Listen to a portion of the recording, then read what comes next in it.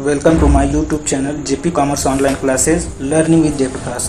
तो दोस्तों, आज के इस वीडियो में हम रेजिडेंस एंड टैक्स लायबिलिटी के बारे में बताएंगे। तो आइए वीडियो को स्टार्ट करते हैं। सबसे पहले हम रेजिडेंट कौन होता है इसके बारे में बताएंगे। Who is resident? Resident means a person who lives in a place. ऐसा व्यक्ति जो किसी जगह रहता हो तो वह उस प्लेस का रेजिडेंट या निवासी माना जाएगा। अ person who is staying in a hotel belong from other country.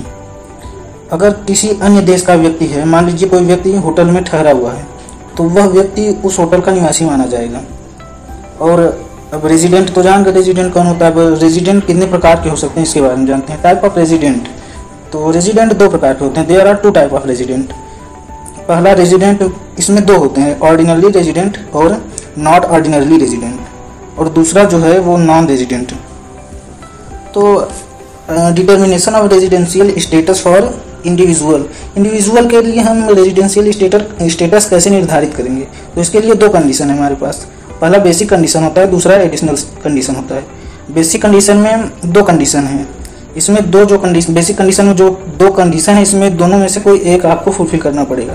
तो पहला जो है बेसिक कंडीशन का पहला, at least 182 days in previous year. ऐसा व्यक्ति हो वो 182 डेज प्रीवियस ईयर में रहा हो, तो वह पहला कंडीशन, बेसिक कंडीशन का पहला कंडीशन फुलफिल करेगा।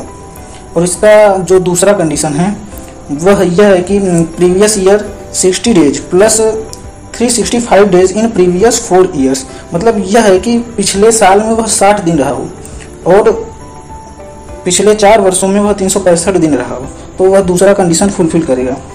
तो इसमें दो बातें हैं कि जो वो रेजिडेंट होगा, ये जरूरी नहीं है कि वह लगातार रहे, और ऐसा भी नहीं है कि वह भारत के किसी स्पेसिफिक जगह पर रहे। वह भारत के किसी भी राज्य में किसी भी जगह पर रह सकता है। और आइए इसमें जानते हैं दूसरा वाला एडिशनल कंडीशन। एडिशनल कंडीशन में दो है, इन दोनों में से आपको दोनों कंडीशन फुलफिल करना पड़ेगा। तो इसमें पहला जो है, he was a resident of India at least 2 time out of preceding 10 relevant year.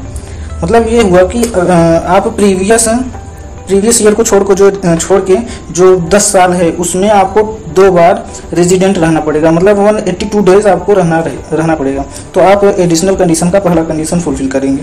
और इसमें दूसरा है, he was lived in India at least 730 days in days out of preceding 7 relevant years. मतलब पिछले 7 वर्षों में आपको 730 दिन रहना पड़ेगा। जरूरी नहीं है कि वो आप 2-3 मतलब कि 730 दिन रहिए, ये जरूरी है इसमें। उसके बाद आ गया हमारा टैक्स लायबिलिटी। टैक्स लायबिलिटी में 4 कॉलम होंगे। पहला इनकम का होगा, दूसरा ऑर्डिनरी रेजिडेंट का होगा, तीसरा होगा नॉन ऑर्डिनरी रेजिडेंट का, और चौथा होगा नॉन रेजिडेंट का। इसमें पहला जो है इनकम में, income earn in India and received in India. मतलब कि इनकम भारत में जनरेट हुई हो और भारत में प्राप्त भी हुई हो, तो ऑर्डिनरी रेजिडेंट और नॉट ऑर्डिनरी रेजिडेंट और नॉन रेजिडेंट, इन तीनों का जो इनकम है वो टैक्सेबल होगा। और दूसरा है income deemed to received in India. Income जो डीम्ड है मतलब कि रिसीव हुई मतलब मानी जाए, रिसीव हुई ना हो, रिसीव हुआ माना जाए।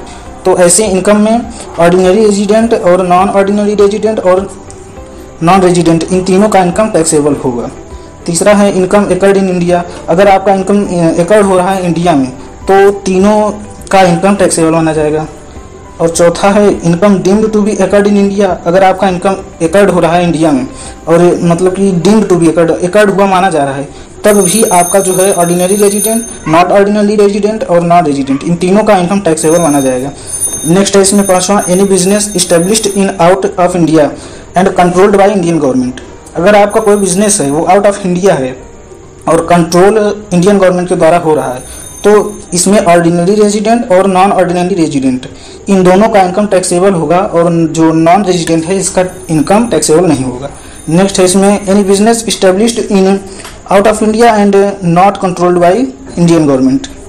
यदि आपका कोई बिजनेस है वो आउट ऑफ इंडिया है और इंडियन गवर्नमेंट के द्वारा कंट्रोल भी नहीं किया जा रहा है, तो इसमें ऑर्डिनरी रेजिडेंट का इनकम जो है वो टैक्सेबल होगा, और नॉट ऑर्डिनरी रेजिडेंट और नॉन रेजिडेंट, इन दोनों का इनकम नॉन टैक्सेबल होगा। नेक्स्ट है इसमें any income which are not related by other rules. मतलब कि ये जो है, ये ऊपर के जो 6 रूल हैं इनको छोड़कर इनको छोड़कर इनसे रिलेटेड जो है इनकम वो केवल ऑर्डिनरी रेजिडेंट को टैक्सेबल होगा, और जो नॉन ऑर्डिनरी रेजिडेंट और नॉन रेजिडेंट इन दोनों का इनकम टैक्सेबल नहीं होगा, नॉन टैक्सेबल होगा। Income of last year which are not taxable in last year, मतलब कि पिछले सालों की जो है वो टैक्सेबल नहीं हुई है, तो वह इस वर्ष भी टैक्सेबल नहीं होगा। तीनों की जो इनकम है, तीनों का इनकम टैक्सेबल नहीं होगा। Thank you for watching this video. आप लोग इस चैनल को प्रमोट कीजिए। धन्यवाद।